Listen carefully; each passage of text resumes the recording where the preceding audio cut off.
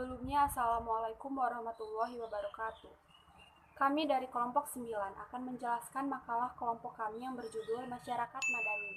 Dengan dosen pengampu Bapak Rudi Santoso, MHI, MH, saya Yela Afiliana akan menjelaskan tentang pengertian masyarakat madani. Kemudian Zahra Syakila Kuswoyo akan menjelaskan tentang sejarah masyarakat madani. Torik Hafiz akan menjelaskan tentang karakteristik masyarakat madani, dan Reki Ardoni akan menjelaskan tentang masyarakat madani di Indonesia. Sebelum masuk dalam pembahasan, saya akan menjelaskan tentang latar belakang masyarakat madani. Munculnya istilah masyarakat madani pada era reformasi ini tidak terlepas dari kondisi politik negara yang berlangsung selama ini. Sejak Indonesia merdeka, masyarakat belum merasakan makna kemerdekaan yang sesungguhnya. Bangsa Indonesia belum terlambat mewujudkan masyarakat madani, asal semua potensi sumber daya manusia mendapat kesempatan berkembang dan dikembangkan. Mewujudkan masyarakat madani banyak tantangan yang harus dilalui. Untuk itu, perlu adanya strategi peningkatan peran dan fungsi masyarakat dalam mengangkat martabat manusia menuju masyarakat madani itu sendiri. Masyarakat madani diprediksi sebagai masyarakat yang berkembang sesuai dengan potensi budaya, adat istiadat, dan agama. Demikian pula, bangsa Indonesia pada era reformasi ini diarahkan untuk menuju masyarakat madani. Untuk itu, kehidupan bangsa Indonesia akan mengalami perubahan yang fundamental yang tentu akan berbeda dengan kehidupan masyarakat pada era Orde Baru. Kenapa? Karena dalam masyarakat madani yang dicita-citakan, dikatakan akan kemungkinan terwujudnya kemandirian masyarakat, terwujudnya nilai-nilai tertentu dalam kehidupan masyarakat, terutama keadilan, persamaan kebebasan, dan kemajemukan pluralisme, serta takwa, jujur, dan taat hukum. Konsep masyarakat madani merupakan tuntutan baru yang memerlukan berbagai terobosan di dalam berpikir, penyusunan konsep, serta tindakan-tindakan. Dengan kata lain, dalam menghadapi perubahan masyarakat dan zaman, diperlukan suatu paradigma baru di dalam menghadapi tuntutan yang baru. Demikian kata filsuf Kuhn. Karena menurut Kuhn, apabila tantangan-tantangan baru tersebut dihadapi dengan menggunakan paradigma lama, maka segala usaha yang dijalankan akan memenuhi kegagalan. Kemudian saya akan menjelaskan tentang pengertian masyarakat madani. Pada kenyataannya, istilah masyarakat madani sering diterjemahkan ke dalam bahasa Inggris menjadi civil society. Istilah civil society diterjemahkan ke dalam bahasa Indonesia menjadi masyarakat sipil. Perlu ditegaskan di sini, istilah masyarakat madani merupakan istilah modern. Meskipun inspirasinya berasal dari zaman Nabi, dalam konteks modern, masyarakat madani berada dalam sebuah sistem sosial yang demokratis. Seorang pakar demokrasi, Larry Diamond, mendefinisikan masyarakat sipil sebagai lingkup kehidupan sosial yang terbuka, sukarela, otonom dari negara, lahir secara mandiri, berswadaya, secara parsial setidaknya, dan terikat pada tatanan legal atau seperangkat nilai bersama.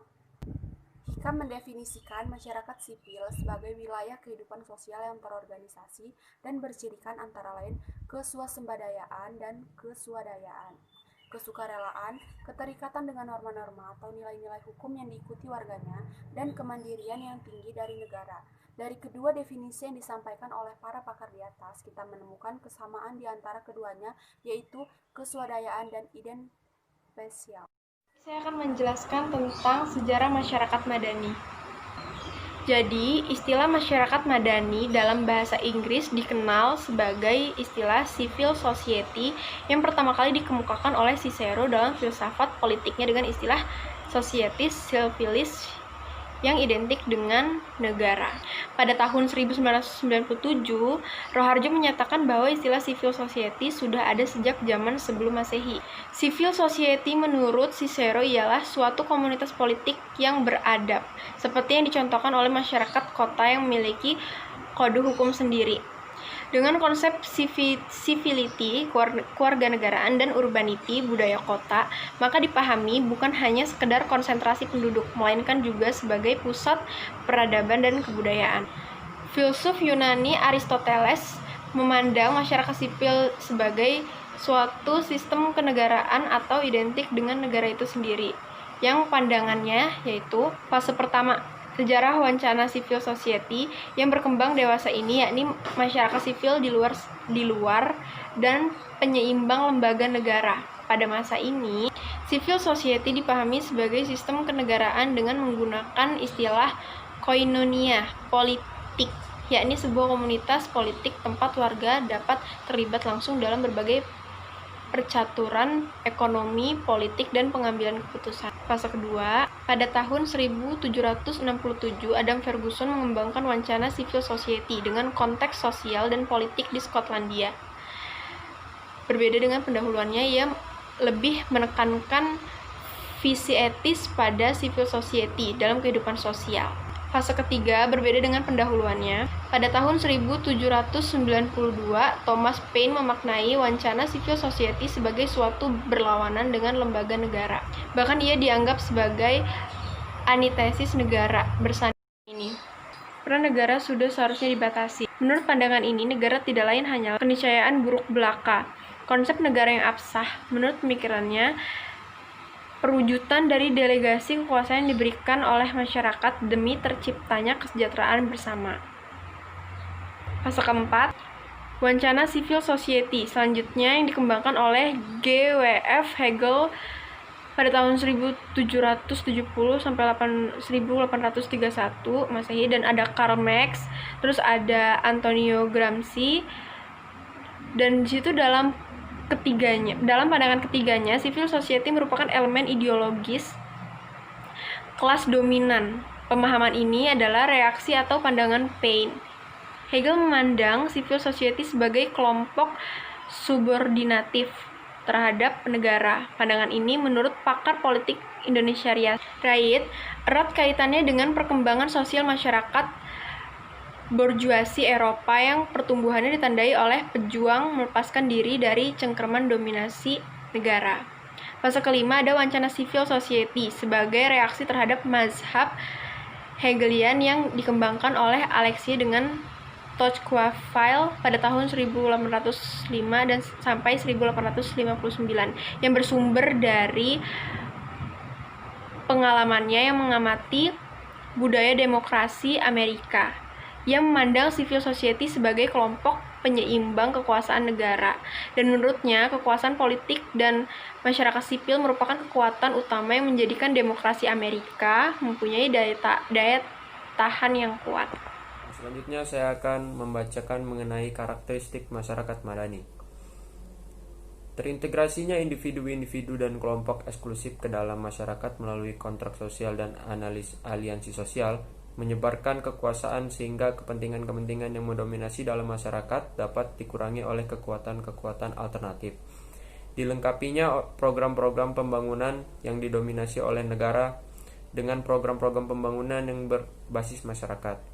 Terjembataninya kepentingan-kepentingan individu dan negara karena keanggotaan organisasi volunteer mampu memberikan masukan-masukan terhadap keputusan pemerintah.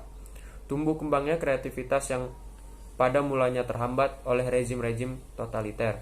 Meluasnya kesetiaan, loyalty dan kepercayaan atau trust, sehingga individu-individu mengakui keterkaitannya dengan orang lain dan tidak mementingkan diri sendiri. Adanya pembebasan masyarakat melalui kegiatan lembaga-lembaga sosial dengan berbagai ragam perspektif. Bertuhan, artinya bahwa masyarakat tersebut adalah masyarakat yang beragama yang mengakui adanya Tuhan dan menempatkan hukum Tuhan sebagai landasan yang mengatur kehidupan sosial. Damai. Damai artinya masing-masing elemen masyarakat, baik secara individu maupun secara kelompok, menghormati pihak lain secara adil. Tolong menolong tanpa mencampuri urusan internal individu yang lain dapat mengurangi kebebasannya. Toleransi artinya tidak mencampuri urusan pribadi pihak lain yang telah diberikan oleh Allah sebagai kebebasan manusia dan tidak merasa terganggu oleh aktivitas pihak lain yang berbeda tersebut. Keseimbangan antara hak dan kewajiban sosial. Berperadaban tinggi artinya bahwa masyarakat tersebut memiliki kecintaan terhadap ilmu pengetahuan dan memanfaatkan kemajuan ilmu pengetahuan untuk umat manusia. Baik, di sini saya Reki Ardoni dengan NPM 1721020085 akan mencoba melanjutkan presentasi ataupun pemaparan dari materi kelompok kami bagian D yang berjudul Masyarakat Madani di Indonesia. Masyarakat Madani muncul sebagai reaksi terhadap pemerintah militeristik yang dibangun oleh rezim Orde Baru selama 32 tahun. Bangsa Indonesia berusaha untuk mencari bentuk masyarakat Madani yang pada dasarnya adalah masyarakat sipil yang demokrasi dan agamis atau religius. Untuk pertama kali istilah masyarakat Madani muncul Anwar Ibrahim, yaitu sebagai mantan wakil Perdana Menteri Malaysia. Menurut Anwar Ibrahim, masyarakat Madani merupakan sistem sosial yang subur berdasarkan prinsip moral yang menjamin keseimbangan antara kebebasan individu dengan kestabilan masyarakat. Inisiatif dari individu dan masyarakat akan merupakan pemikiran seni pelaksanaan pemerintah berdasarkan undang-undang dan bukan nafsu satu keinginan individu. Masyarakat Madani juga merupakan kelembagaan sosial yang akan melindungi warga negara dari perwujudan kekuasaan negara yang berlebihan.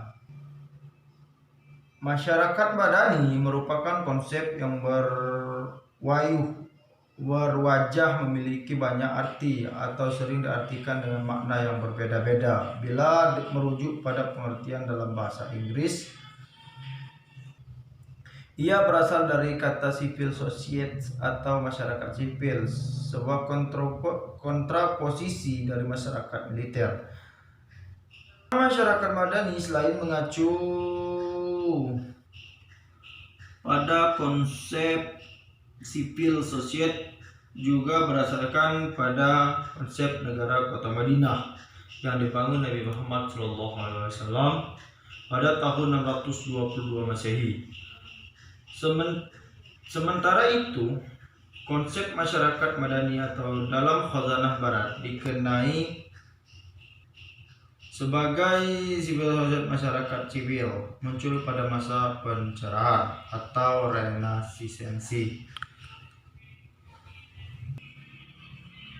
di Eropa melalui pemikiran John Locke dan Immanuel Kant.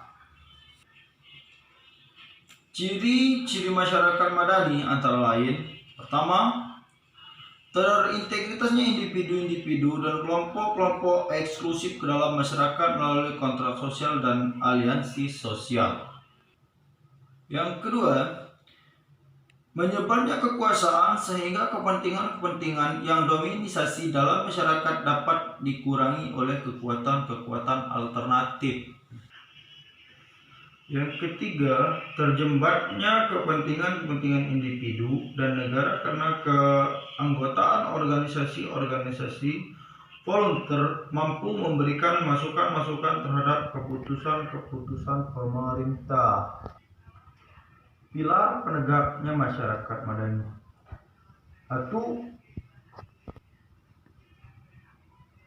Lembaga swadaya masyarakat adalah institusi sosial yang dibentuk oleh swadaya masyarakat yang tugas utamanya adalah membantu dan memperjuangkan inspirasi atau aspirasi dari kepentingan masyarakat yang tertindas.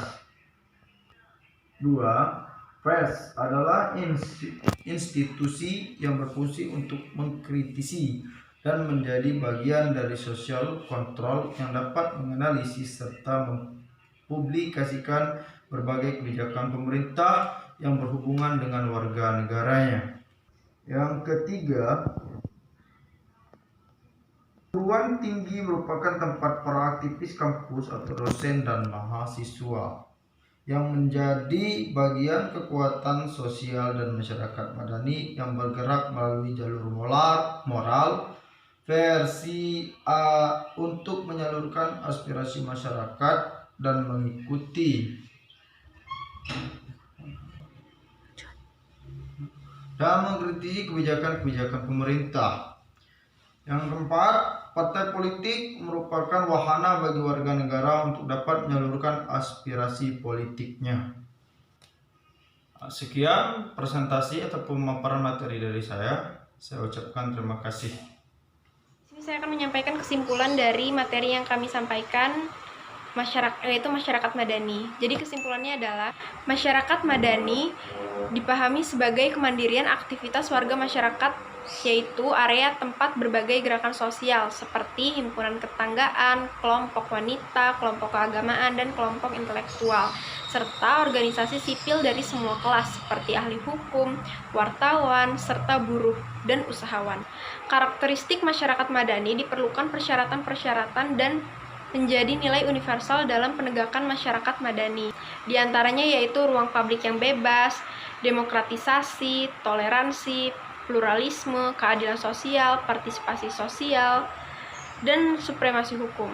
Masyarakat madani juga harus mempunyai pilar-pilar penegak karena berfungsi sebagai mengkritisi kebijakan-kebijakan penguasa yang diskriminatif serta mampu memperjuangkan aspirasi masyarakat yang tertindas. Berkembangnya masyarakat madani ini di Indonesia diawali dengan kasus-kasus pelanggaran HAM dan penegakan kebebasan berpendapat, berserikat, dan kebebasan untuk mengeluarkan pendapat di muka umum. Kemudian dilanjutkan dengan munculnya berbagai lembaga-lembaga non-pemerintah mempunyai kekuatan dan bagian dari sosial kontrol. Baik, mungkin itu saja materi yang bisa kami sampaikan. Kami akhiri. Wassalamualaikum warahmatullahi wabarakatuh.